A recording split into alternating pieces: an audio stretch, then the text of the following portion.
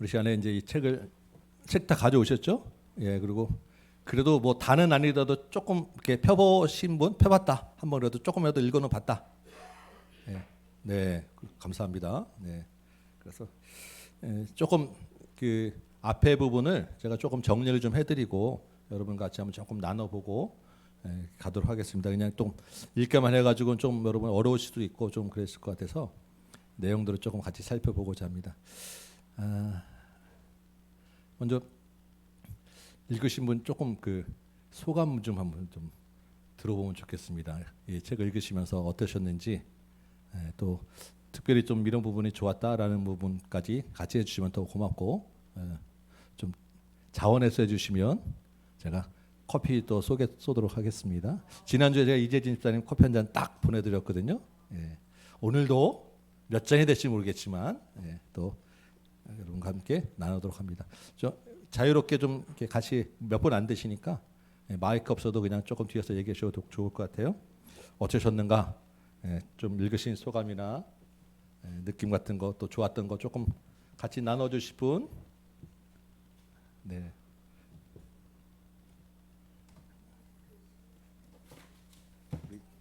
제일 먼저 책 샀다고 이렇게 카톡방에 올려주신 분 누가 계시던데 어떠신가요? 네.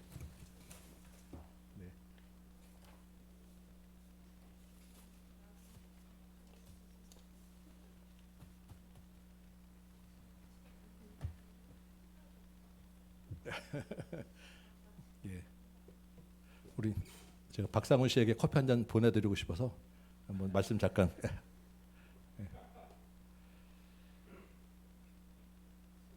아니요, 그냥 앉아서. 부담 없이 이렇게 서서 하면 또 뒤에 다음 분 하시는 분들 부담스러우니까.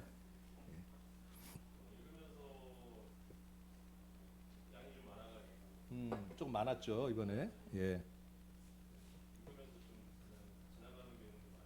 네.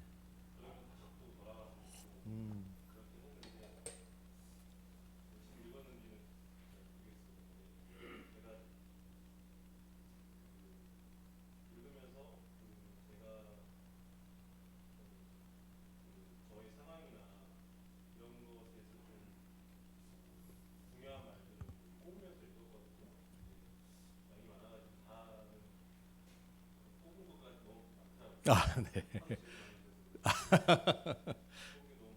예. 저도 뭐 온통 빨리 줄 색깔이 다 노랗습니다 그냥. 예. 예.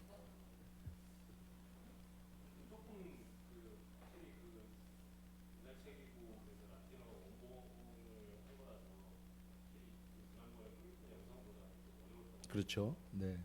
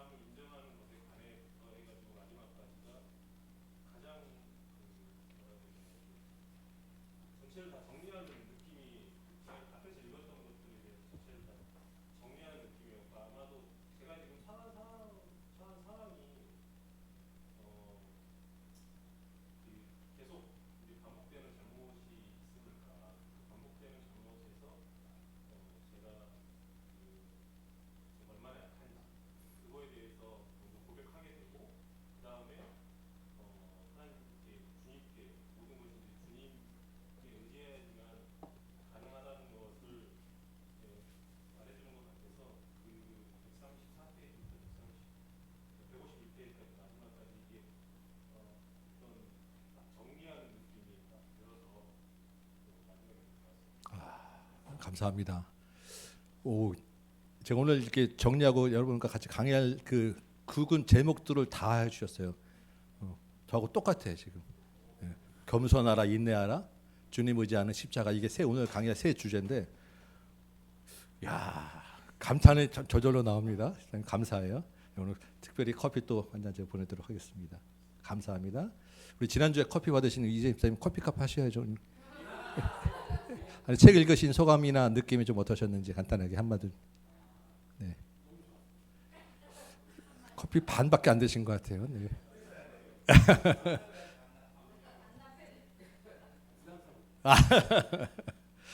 네. 또 그냥 좋았다. 혹시 어떤 게 뭐 좀 좋았다 이런 부분을.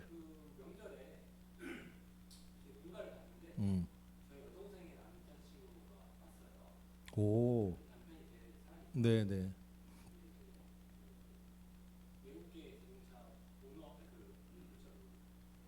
음.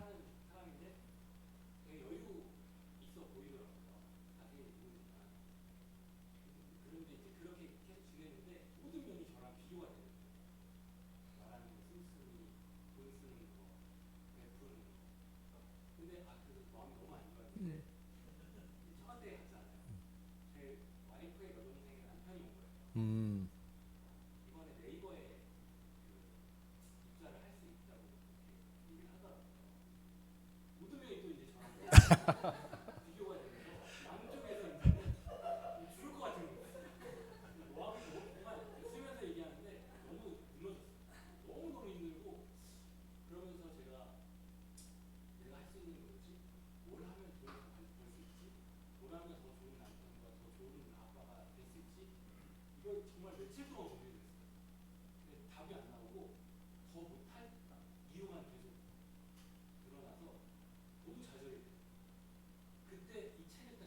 오. 오. 아멘. 우와.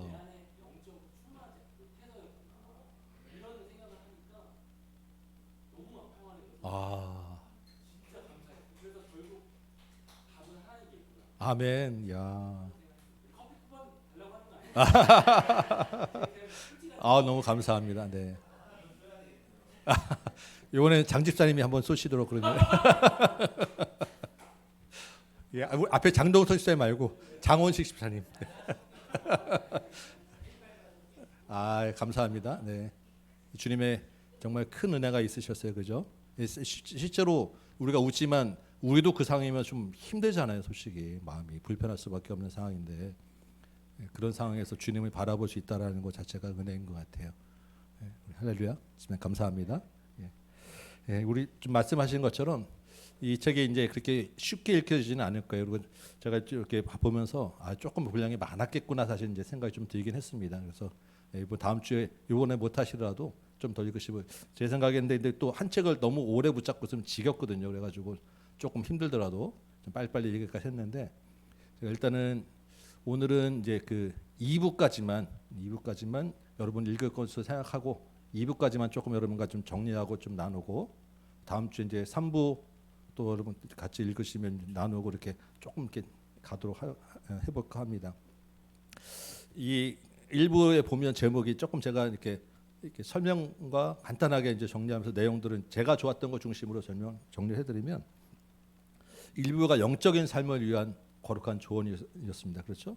그럼 이제 여기서 이분이 이 생각하는 영적인 삶이라는 게 뭐냐라는 걸 좀 영적인 삶이 그러면 어떤 것을 생각하느냐. 왜냐하면 이게 이 책이 처음부터 그리스도를 본받아라는 제목으로 뭐 1파트 1은 영적인 삶, 파트 2는 내적인 삶 이렇게 제목을 정해놓고 쓴 게 아니라 쭉 이제 묵상한 것들 쓰고 정리하면서 비슷한 내용과 주제들로 이렇게 모아서 그 모은 것을 제목을 붙인 게 이렇게 이제 나온 거예요. 그러니까 처음부터 어떤 뼈대를 누르고 영적인 삶을 위해서 딱 이런 개념이 있는 건 아니었어요. 그런데 쓰고 보면 대강 이분이 생각하는 영적인 삶을 위해서는 이런 거다라는 그림들이 보다 보면 이제 나오게 됩니다. 그래서 먼저 이 영적인 삶이라는 게 뭐냐를 생각했을 때 이분이 생각하는 영적인 삶은 이거였던 것 같아요. 제일 처음에 일부 제 첫 제목에 그리스도를 본받는 삶 이게 영적인 삶이다라고 생각됩니다. 그래서 우리 그리스도를 본받는 것이 뭐냐라고 하면 에베소서에 보면 우리가 작년 올해 계속 우리가 우리 교회 이제 주제로 삼았던 말씀이 그리스도의 장성한 분량에 충만할 때까지 우리가 자라야 된다. 그래서 올해도 우리 교회 주제가 예수님에게까지 그에게까지 자랄지라 이게 우리 주제잖아요. 그래서 주님을 닮아 본받는다는 것은 날마다 하나씩 우리가 조금씩 자라가는 것이다. 이게 이제 우리의 그 영적인 삶이에요. 예수님에게까지 그에게까지 자랄지라라고 할 때 우리가 여러분 이제 아마 많이 잊어버리셨을 것 같은데 다시 한번 좀 생각해 보시면 우리 송구영신 예배 드리면서 그에게까지 자랄지라 할 때 우리가 세 가지를 제가 말씀을 드렸었어요. 하나는 뭐냐면 예수님을 주인으로 삼는 것, 잊어버렸던 예수님을 다시 찾자.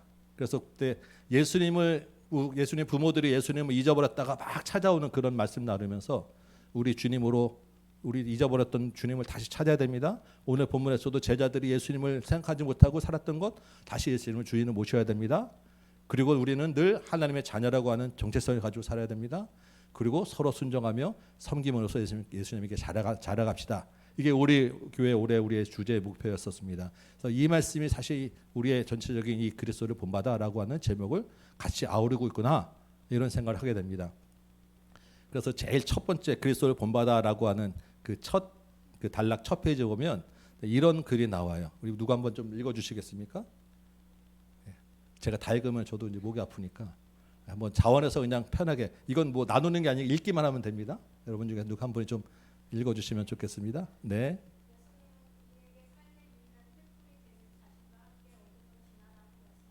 네.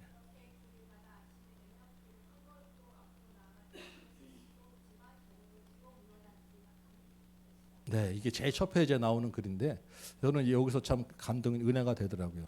적어도 주님을 따라 우리가 가다 보면 뒤로 물러나지는 않을 것이다라는 거예요.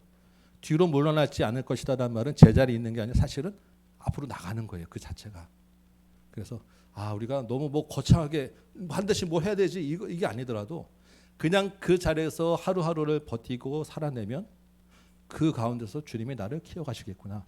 이 소망이 생기더라고요. 그리스도를 본받는다는 자체가 제목 자체는 우리가 거창하고 정말 그런데 뭔가 이렇게 너무 크게 생각할 것이 아니라 하루하루 그냥 그 자리에서 주님과 살아내는 그 자체를 우리가 힘쓰면 그러면 나는 그냥 뒤로 물러나지만 않아도 주님이 나를 앞으로 끌고 가시겠구나 이 생각이 좀 들었습니다.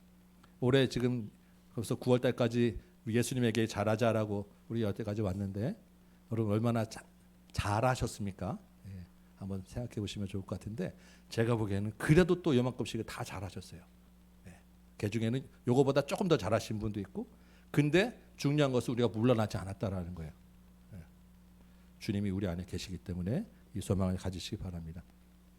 그래서 이 내용들 그 다음에는 그러면 구체적으로는 우리가 예수님을 그럼 어떻게 그리스도를 본받는 것이 무엇인가 어떻게 하면 그리스도를 본받을 것인가 라고 할 때 첫 번째로 나오는 제목이 이거였어요. 아까 우리 박상훈 씨가 잘 말해 주셨는데 겸손하라. 이게 1부부터 끝까지 그냥 볼 때 아마 이 책에서 제일 많이 나오는 단어가 이 겸손일 것 같아요. 매 거의 뭐 한 두세 페이지 넘어가면 한 번씩 나오는 단어가 겸손입니다. 겸손의 이분이 얘기하는 겸손은 늘 이거예요. 자신을 다른 사람보다 낮게 여기라. 낮게 우리가 늘 말하죠. 더 위에는 낮게가 아니라 나 자신을 낮추는 낮게. 겸손이 가장 그리스도를 본받는 것에서 가장 큰 중요한 핵심이다. 그래서 겸손할 때 어디에서 겸손하느냐 할 때 특별히 진리 앞에서 겸손해라라는 이야기를 합니다. 진리 앞에서 우리 말씀 앞에서 믿음의 길에서 오늘 제자들과 같이 믿음이 그냥 자기 선줄로 생각하는 것이 아니라 실제 내가 주님 앞에서 진리 앞에서 겸손하라. 그래서 17페이지에 보면 이런 이야기가 있습니다. 스스로 지혜 있는 체 하지 말라. 하나님을 존중하지 않는 지식은 아무 의미가 없다.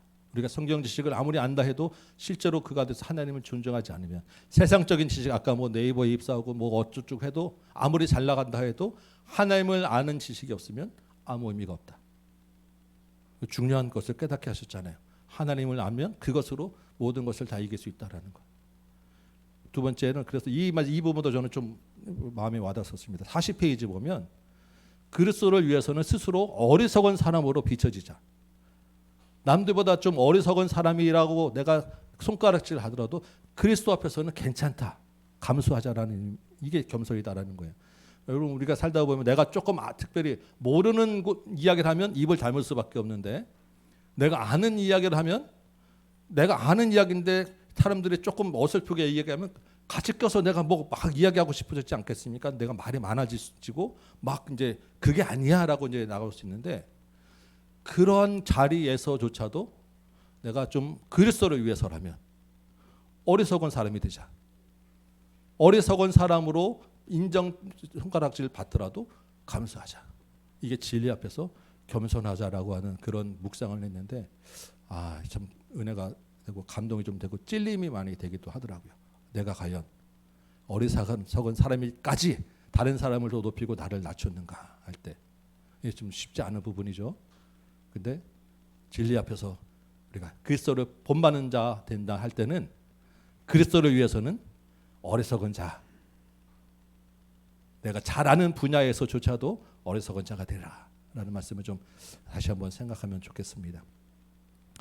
두 번째, 하나님을 전적으로 신뢰하라. 이게 지금 겸손하라는 안에 들어가 있는 거예요. 겸손하기 위해서는 진리 앞에서 자기스스로 겸손할 것이고 나는 아무것도 아니기 때문에 내가 아니라 하나님을 신뢰하라. 오늘 말씀에 있는 것처럼 예수님을 풍랑 앞에 있을 때 내 힘으로가 아니라 예수님의 힘에 의지해서 살아가라.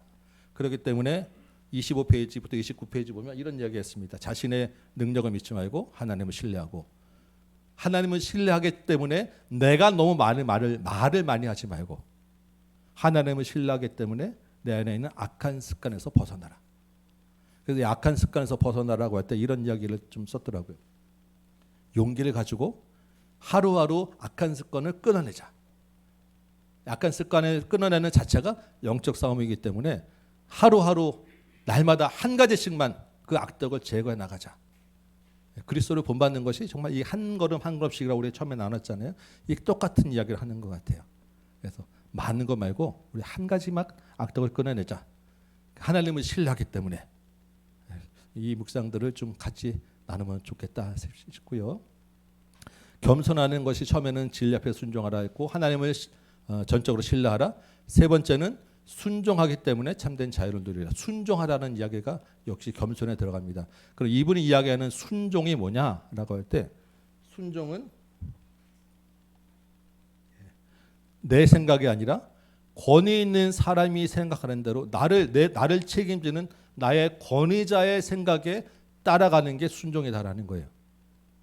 순종의 의미는 내 권위자가 이야기하고 권위자가 생각하는 대로 행동하는 것. 여러분, 우리의 권위자가 누구입니까? 예수님. 그럼 예수님이 생각하고 예수님이 말씀하시는 대로 행동하는 게 순종이다라는 거예요. 그래서 간혹 가다 보면 내가 더 좋은 생각이 있고 내 생각이 맞을지라도 하나님을 위해서 다른 사람의 의견을 따르는 편이 더 나을 수 있다. 이게 순종이라는 거예요. 이것도 역시 사실 우리 안에는 쉽지 않아요. 내 생각이 더 많고 내 생각이 더 좋은 거 뻔히 아는데, 그럼에도 불구하고 나와 함께 있는 권위자의 말을 따라가는 것, 공동체가 같이 가는 것에 따라가는 것, 이게 쉽지 않습니다. 그런데 이게 순종이고 이게 겸손이라는 거예요. 그 생각 안에 주님의 생각이 같이 있기 때문에, 주님이 그 사람을 나의 권위자로 세우셨기 때문에, 주님이 우리 공동체에게 그 생각을 주셨기 때문에 내 생각을 접어놓고 그 생각을 따르고 인정하는 것, 이게 겸손이다. 겸손 가능하시겠습니까? 예. 워낙 여러분도 사실 제가 보기엔 너무 겸손하신 분이어서 이미 다 너무 충분히 하시고 계시는데, 그래도 굵은 제목들을 다시 한번 생각해 보시면서 진리 앞에서 겸손하라, 하나님을 신뢰하라, 순종하라, 이 말씀들 좀 생각해 보시면 좋을 것 같아요. 자, 두 번째, 이제 큰 두 번째입니다. 그리스도를 본받기 위해서는 첫 번째는 겸손하라 했어요. 그럼 두 번째는 뭐라고 했습니까? 아까 우리 박상훈 씨가 두 번째를 뭐라고 했습니까?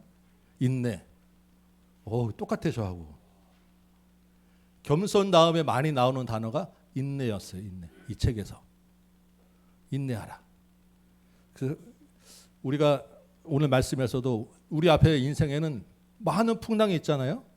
이 세상에서 살고 있으면 시험과 시련은 있을 수밖에 없다. 벗어날 수밖에 없다. 이게 1400년대를 사는 분이나 지금 이 시대에 사는 우리나 똑같은 거예요. 이게 아담 이후에 살았던 모든 인류가 다 겪고 있는 문제라는 것입니다. 우리가 살다 보면 문제와 시험과 시련은 벗어날 방법이 없어요. 왜냐하면 죄로 인해서 들어온 거기 때문에 항상 있을 수밖에 없다.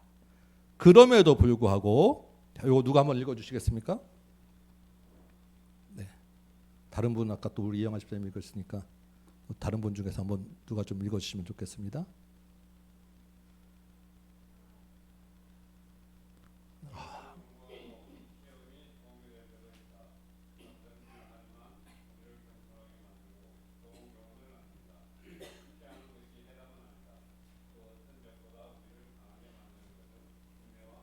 아멘. 네.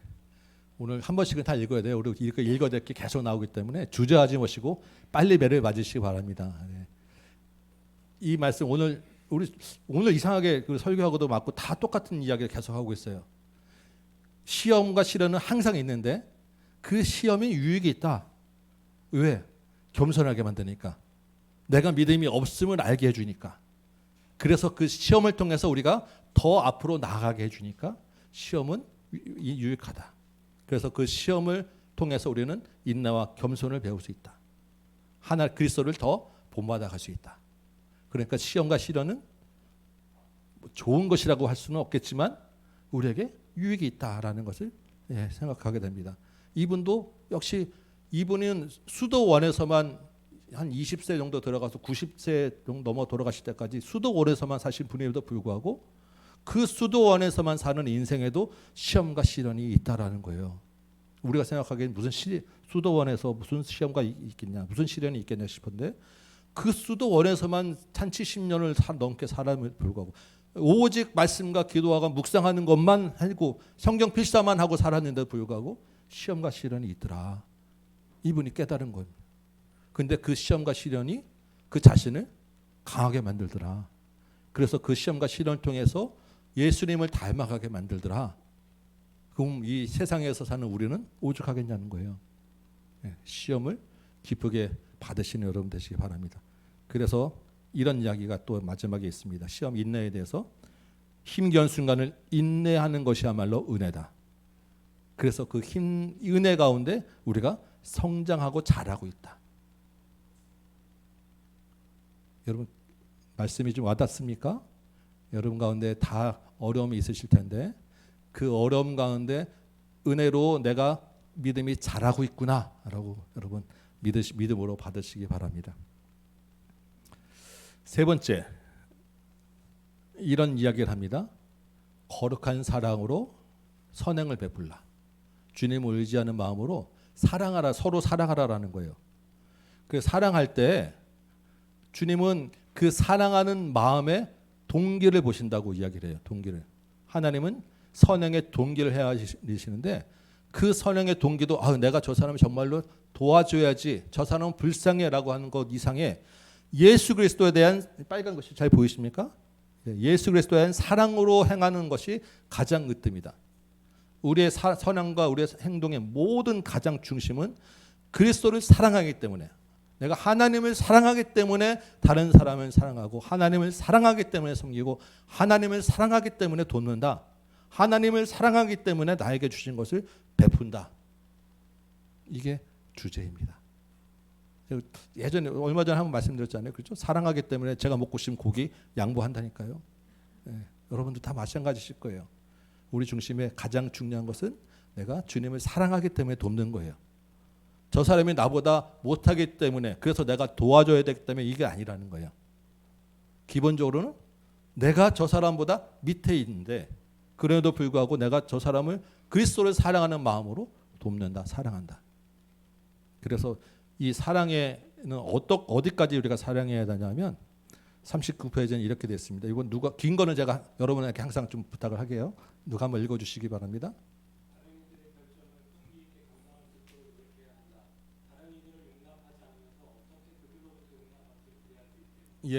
다른 사람을 사랑하는 것은 다른 사람의 결점까지도 내가 사랑해야 된다는 거예요.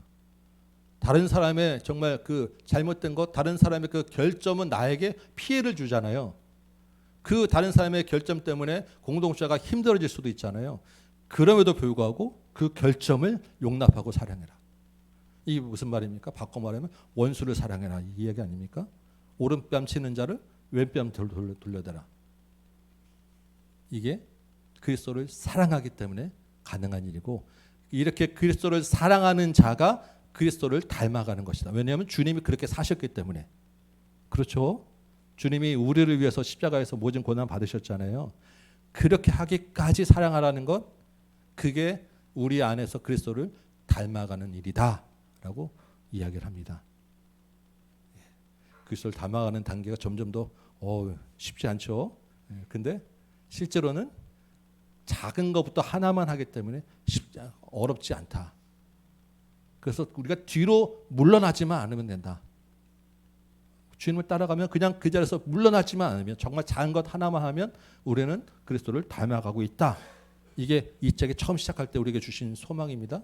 그러니까 어떻게 그게 가능해? 할 수 있어요. 주님 우리 안에 있기 때문에, 작은 것 하나 때문에.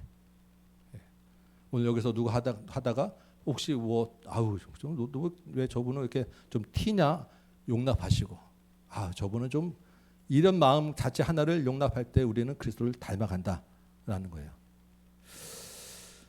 네 번째로는 훈련하라. 훈련하라는 거, 훈련해라. 그리스도를 닮아가기 위해서 훈련해야 된다. 그래서 훈련하는 단계가 몇 가지를 이야기하는 것 같아요. 책에는 이렇게 정리되어 있지 않지만 제가 모아보니까 이렇게 좀 나눠보셔서 여러분들 이해롭게 해서 정리해드리는 것입니다. 하나님 그리스도를 닮아가기 위해서 우리 스스로 좀 훈련해야 되는데, 뭘 훈련해야 하냐면 혼자 있는 훈련을 좀 해야 돼요. 골방에 들어가 있는 훈련을 하라는 거예요.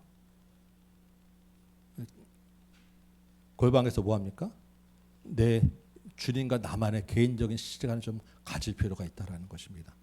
조금 입 다물고 침묵을 해야 될 필요가 있는 거예요. 그 침묵하는 시간에 주님이 나에게 하시는 말씀을 듣고 나 스스로를 좀 돌아보는.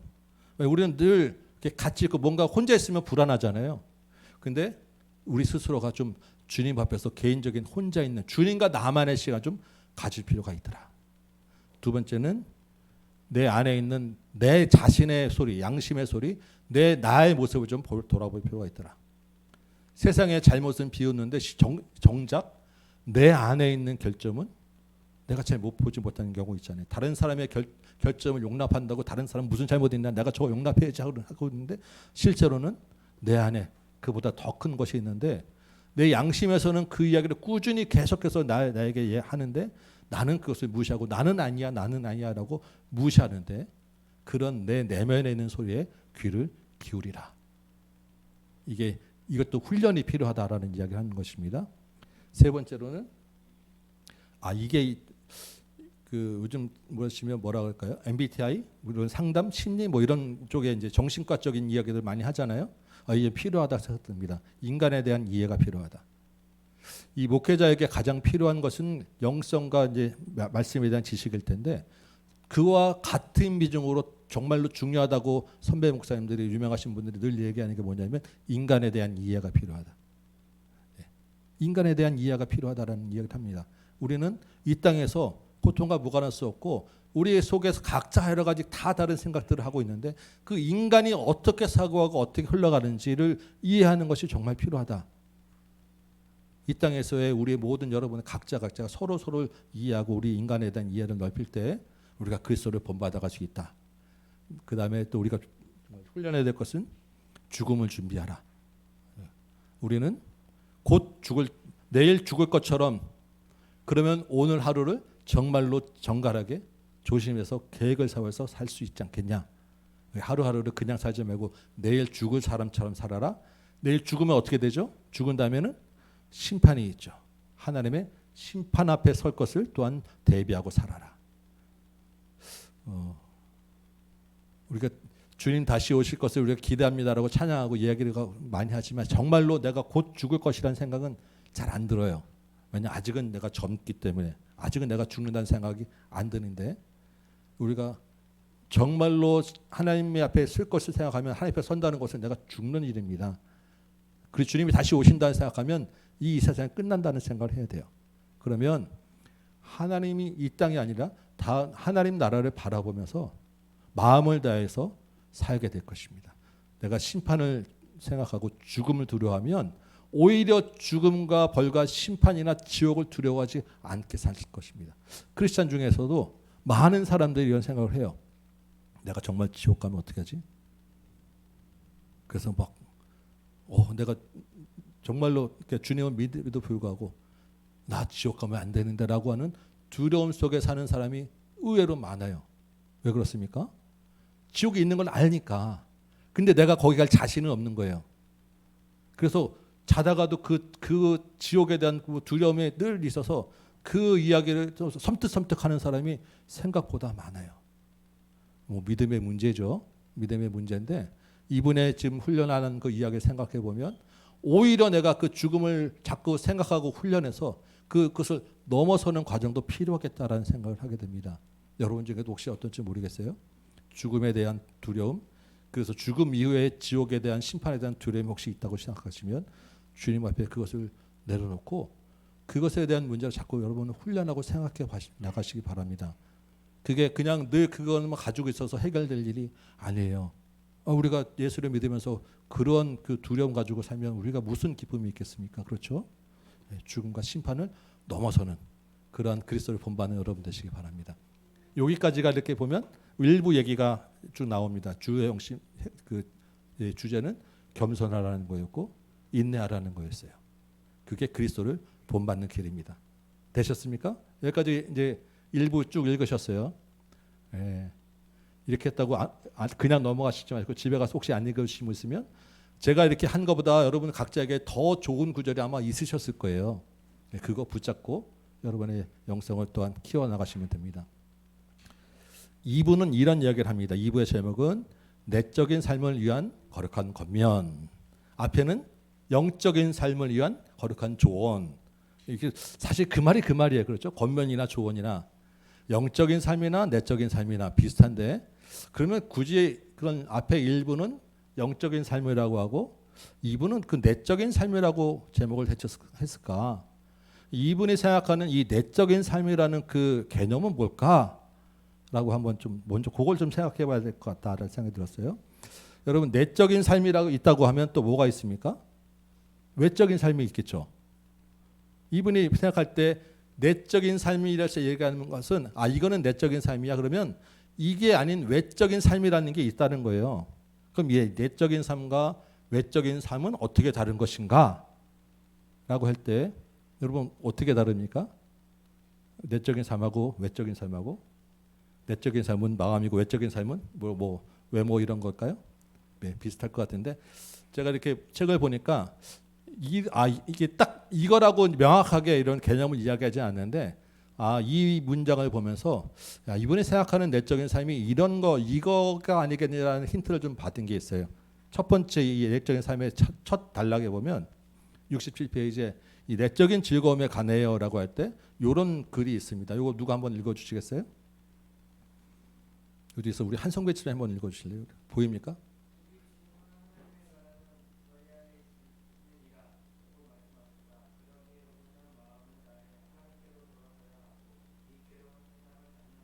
네, 지금 이 괴로운 세상을 단념해야 한다라고 할 때 이 괴로운 세상이라는 것과 대비되는 것을 예수 그리스도 안에 있는 것과 괴로운 세상을 좀 대조하고 있구나. 그럼 외적인 삶이라고 하는 것은 이게 제가 생각하기엔 일반적으로 우리가 살아가는 이 세상의 문화와 어떤 재물과 우리 세상에서 살아가는 것을 외적인 삶이라고 생각하고 내적인 삶이라는 것은 믿음 안에 있는 신앙생활 안에 있는 영적인 것 이런 것을 내적인 삶이라고 이분이 생각하는구나라고 제가 한번 정리를 해봅니다. 그러니까 우리가 그냥 교회 밖에 있는 것 외적인 삶, 교회 안에 있는 것 내적인 삶 아마도 이런 개념으로 이야기하지 않았을까 제가 이제 이 보면서 생각을 하게 됐어요. 여러분 혹시 이런 제목 이 가스펠 복음 선거가 있는데 혹시 아십니까? 좀 오래됐긴 했어요. 모르십니까? 죄 많은 이 세상은 내 집안이네. 저 천국 보아도 들어보셨죠? 굉장히 이렇게 많이 불러. 요즘에는 이제 좀 옛날 찬송에서 안 부르는데 그래서 이 찬송을 제가 예전에 이제 훈련 받을 때 제 그 담당 그 목사님이 이 찬송 못 부르겠어요. 이 찬송 가사가 이제 이런 개념이 있다라는 거예요. 이게 왜 그러냐면 이 세상은 죄 많은 곳이니까 이 세상은 아니야. 여기는 부정적이야. 나쁜 거야. 그러니까 우리는 이 세상 말고 저쪽 하나님 나라만 생각해야 돼 라고 하는 이분법적으로 이 세상에 대한 개념을 우리가 잘못 가지게 한다라는 그런 개념이 들어있다 하면서 이 찬양 왜 부르지 마라 막 그렇게 했던 기억이 납니다. 여러분 우리가 이 땅에 사는데 여러분 이 땅에 사는 것이 나쁠 것입니까 다? 이분에 생각하면 이 정말 괴로운 세상을 단념해야 된다라는 것은 세상과 단절하고 살아야 된다. 우리가 모두 다 근데 수도원에 들어가서 뭐 정말 우리 그 책상만 바라보고 그러고 살 수는 없잖아요. 그리고 이 땅이라는 것이 주님이 창조하셔서 우리에게 주신 거예요. 물론 타락한 이후의 세상이긴 하지만 그럼에도 불구하고 이 세상을 주님이 다스리고 계시고 이 천지 만물 자연을 다 다스리셔서 우리에게 주신 거예요. 그렇죠? 그거 좋은 것입니다. 기본적으로는. 그러면 우리가 이 땅에 살면서 주님이 우리에게 주신 것을 누리는 것도 우리의 복이에요. 우리가 그래서 여러분 뭐 커피도 마시고 영화도 보시고 여행도 가시고 또 이런 맛있는 식사도 하시고 가족 간에 여행 보고 가시고 좋은 곳도 다녀보시고 주님이 이 땅에 온 세상에 볼 걸 얼마나 많이 만드셨는데 가능하면 좀 많이 나가보시고 그게 좋은 것 같아요. 다만 그것이 우리의 다라고 생각하지 말라는 것이 이제 중요한 건 아니겠습니까? 주님이 어디 가서 무엇을 하든지 이 땅에서 우리가 누리는데 물질도 마찬가지죠. 사실은 우리가 물질을 주인 삼아 살는 건 아니지만 물질이 우리에게 필요해요. 그래서 물질이 많은 것이 꼭 나쁜 것은 아닙니다. 우리가 돈 하고 쫓아가기 때문에 문제가 되는 것이지 주님 우리에게 풍족하게 쓸 만큼 주시는 거예요.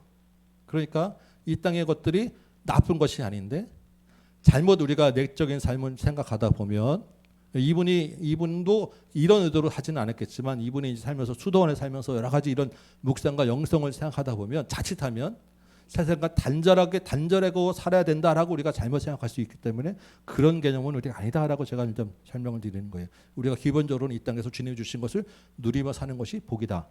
그 가운데서 그 주인이 우리 주님이다, 예수님이다라는 것을 믿고 살아라. 이게 우리의 이 땅에서 삶인 것입니다. 그래서 여기 우리는 죄 많은 이 세상은 내 집 아니니까 여기서 집도 사지 말고 아무것도 하면 안 돼. 이거 아니라는 거예요. 이해되시죠?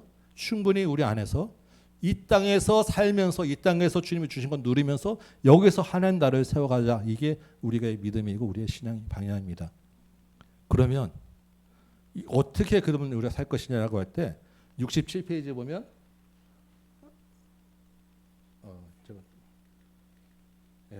이 내적인 즐거움, 이 내적인 삶을 위해서는 우리 개념을 이렇게 가져가자라고 여기 67페이지에 이런 글이 있습니다. 누가 한번 좀 읽어주시겠습니까? 네. 고개 이렇게 하시는 윤혜영 집사님, 네. 잘 보이십니까?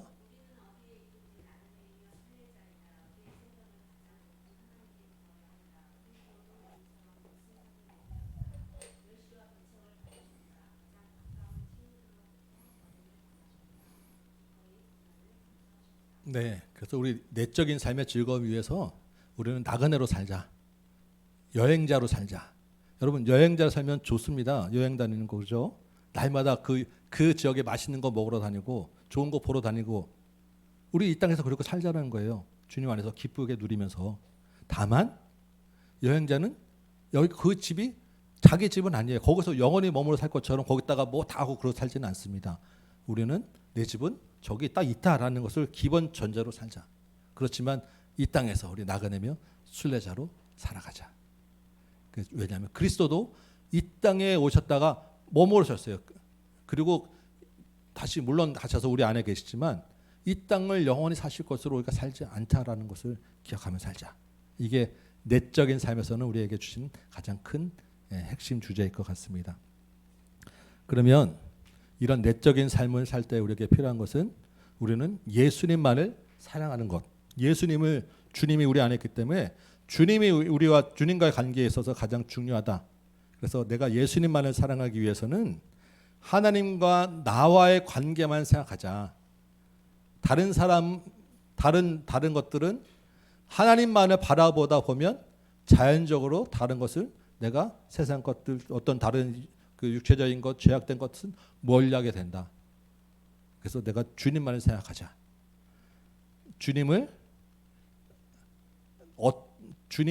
어떤 경쟁자도 나에게 용납하지. 우리 마음이 온전히 다 주님께 향하기를 원한다. 그러니까 우리 주님만을 바라보고 살자라고 이야기합니다. 이런 책이 있습니다. 여러분 혹시 보셨어요? 팬인가 제자인가? 팬은 뭐 이렇게 연예인 좋아하는 팬이에요. 팬 후라이팬이 아니라 연예인들 좋아하는. 여러분은 우리는 이렇게 한번 생각해 볼 수 있습니다. 누군가를 쫓아가는 것은 팬과 제자가 똑같아요. 그렇죠? 누군가를 좋아하고 누군가를 따라다니는 것 팬일 수 있고 제자일 수 있습니다. 그런 팬과 제자의 큰 차이가 뭐가 있겠습니까? 팬과 제자는 어떻게 다르겠습니까? 여러분은 여러분 예수님의 팬입니까? 제자입니까? 제자이죠. 그러면 팬과 제자는 뭐가 다르겠습니까? 가르치는 게 달라요? 가르침을 따라 사는 것. 근데 뭐 어쨌든 뭐 제가 잘은 모르지만 뭐 BTS나 임영웅이나 이런 분들 막 그 좋아하는 팬들 보면 그 하는 대로 막 다 따라해요. 똑같이. 그렇지 않겠습니까? 뭐 BTS 그 아미인가는 뭐 이렇게 군대 갈 때 오지 마라 그러면 진짜 아무도 안 오고 뭐 쓰레기 다 주워가라 그러면 다 주워가고 뭐 하더라고요. 팬과 제자의 정말로 중요한 차이가 두 가지가 있어요.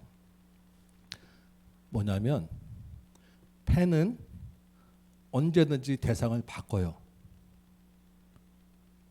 내가 BTS 좋아하다가 자고 나서 마음이 바뀌면 임영웅으로 돌아서는 거예요.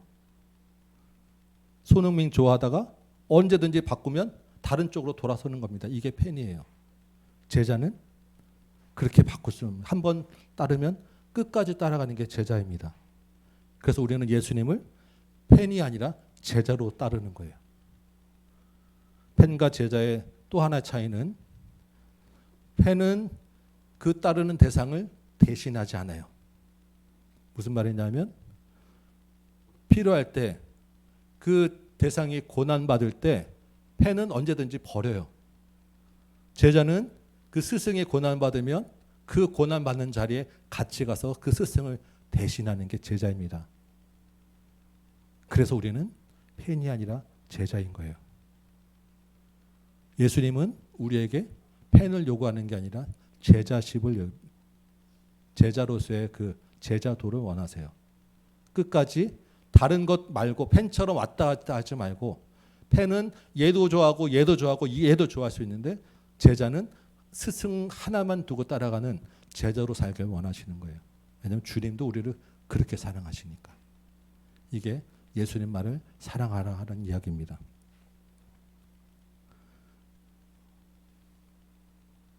마지막으로 2부에서 정말로 중요한, 그래서 1, 2부 전체를 할 때 제가 특별히 크게 보면 세 가지를 이야기하는 것 같아요. 첫 번째는 겸손하라, 두 번째는 인내하라, 세 번째는 아까 우리 박상훈 씨가 얘기한 주님을 의지하라. 이게 십자가를 따르라는 이야기입니다.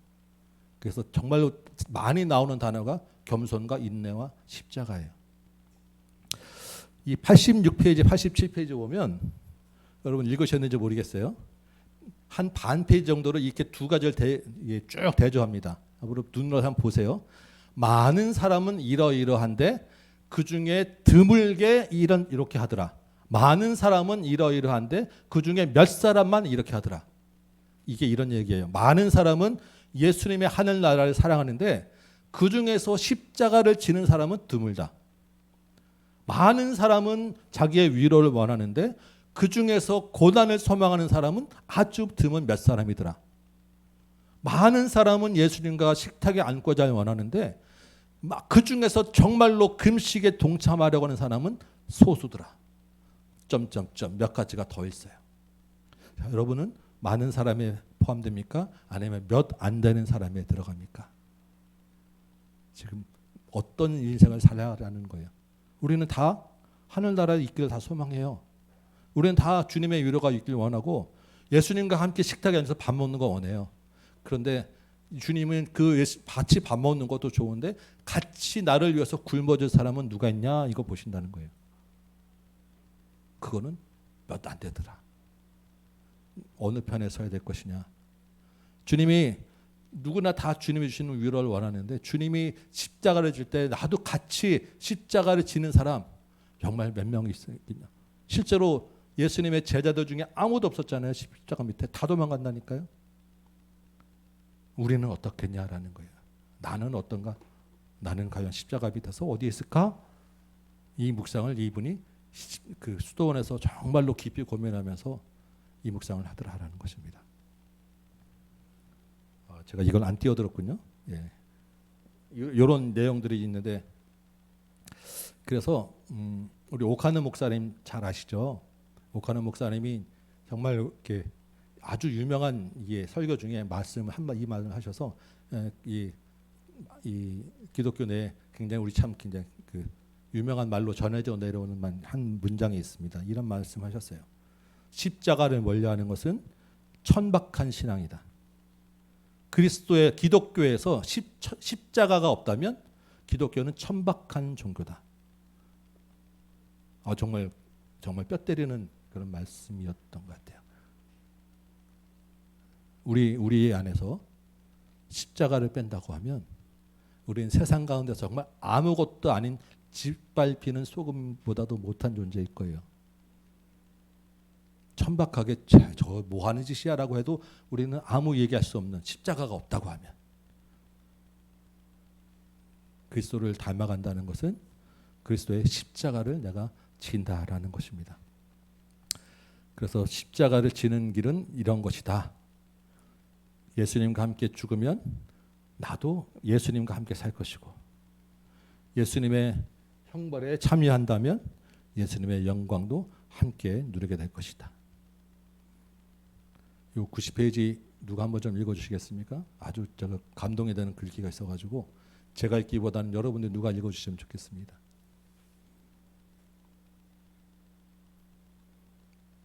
네, 아무나. 네.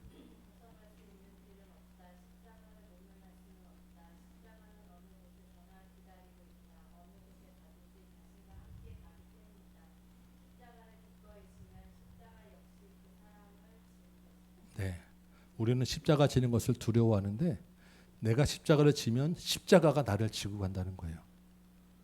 네. 너무 감동이 돼가지고 보다가 정말 눈물이 났어요.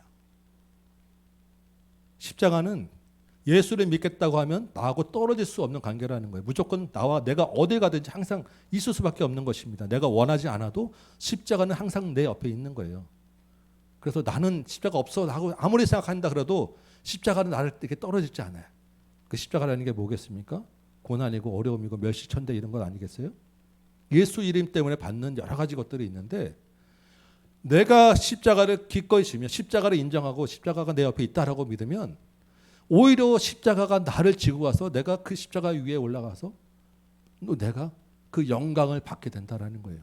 십자가를 멀리하면 멀리할수록 십자가는 내가 정말로 힘들게 지게 되고 너무나도 어려운 이런 것입니다. 여기 보면 그런 얘기가 나왔어요. 누군가 십자가를 억지로 지고 가는 사람이 있다. 그런데 그 억지로라도 지고 가면 그 사람에게 도움이 될 것인데 십자가를 기꺼이 지면 얼마나 큰 영광이 있겠냐. 여러분 예수님 십자가를 지고 갈 때 예수님 대신에 억지로 지고 간 사람이 실제 있었습니다. 성경에 누가 있죠? 혹시 그 사람 이름이 기억나십니까? 구레네 시몬. 예. 예수님이 십자가 지고 올라가다가 자꾸 쓰러지고 도저히 안 되겠으니까 로마 군병이 옆에 있는 사람 데리고 나와가지고 네가 대신 자로 하고 해서 얼떨결에 십자가 지고 올라갔던 사람이 있어요. 이름이 구레네 시몬. 그러니까 이스라엘 사람이 아니라 이방인이었다는 이야기입니다. 그 사람이 얼떨결에 십자가 지고 골고다까지 올라가 대신 지고 갔어요. 물론 십자가에 달린 건 아니고 그냥 억지로 지고 간 그 구레네 시몬이 나중에 복음 전도자가 되었어요. 우리가 십자가를 정말로 힘들게 억지로 지고 갈 때도 있을 거예요. 그렇지만 그 자체도 유익인데 그 십자가를 내가 억지로 지는 것에 넘어서서 십자가를 내가 기쁨으로 받게 되면 그 십자가가 나로 큰 영광의 자리에 이르게 한다. 십자가를 기꺼이 지면 십자가가 그 짐을 가볍게 해주고 그 사람을 져줄 것이다. 예, 이런 문장은 정말 그 깊은 묵상과 주님과의 깊은 시간을 오래 보내지 않으면 나올 수 없는 그런 이야기인 것 같습니다. 이런 문장들이 곳곳에 숨어 있는데 이 책을 보시면서 이 문장들을 좀 모두 마음에 좀 깊이 새기시고 생각하면 좀 좋을 것 같아요. 마지막으로 제가 이제 하나만 한 문장만 좀 보고 마치겠습니다. 이거 한번 누가 한번 또 읽어주시면 좋겠습니다.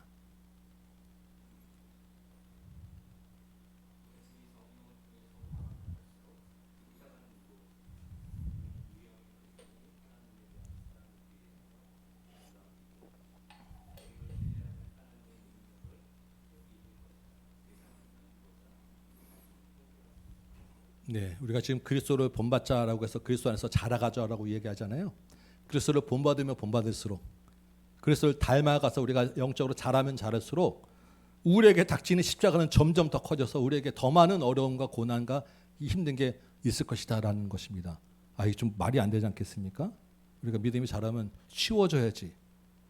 근데 그만큼 더 무거운 십자가를 지게 될 거라는 거예요. 그런데 주님을 신뢰하기 때문에 그 더 무거운 십자가를 내가 능히 통제하고 그 십자가 지는 것을 어렵지 않게 지고 가게 될 것이다.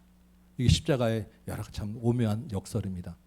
우리는 더 무거운 십자가를 지기 위해서 지금 신앙생활을 하는 거예요. 별로 은혜가 안 되시죠?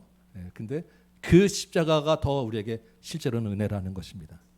그래서 마지막으로 이 문장 우리 같이 한번 읽었으면 좋겠습니다.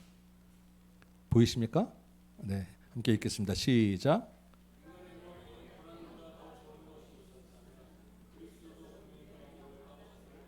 네, 고난보다 더 좋은 방법이 없었다는 거예요. 십자가보다 더 좋은 방법이 없다라는 것입니다.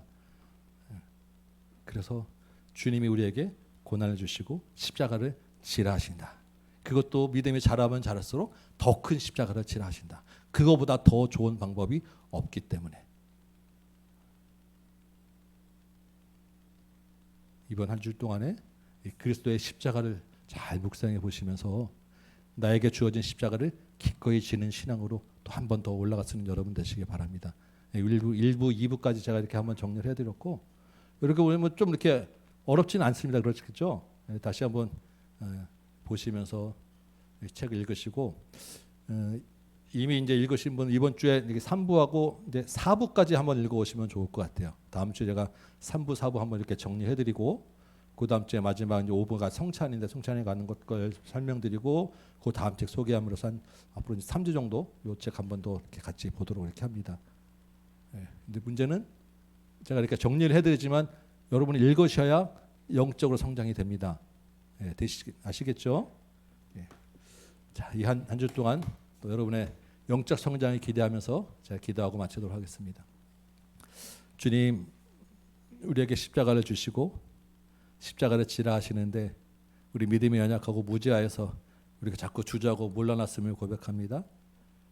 십자가보다 더 좋은 방법이 없고 십자가를 우리가 기꺼이 받으면 주께서 우리를 높여주시는 줄 믿사오니 이 한 주간 가운데서도 주님과 함께 겸손하고 인내하고 선행을 베푸고 우리 자신을 훈련하며 주님을 더 닮아가는 믿음 생활을 할수록 도와주옵소서. 날마다 십자가를 우리가 지고 주님과 함께 나아가는 이 한 주간 되도록 인도하여 주옵소서. 예수님의 이름으로 기도합니다. 아멘. 감사합니다. 수고하셨습니다. 목장 모임하고 마치도록 할게요.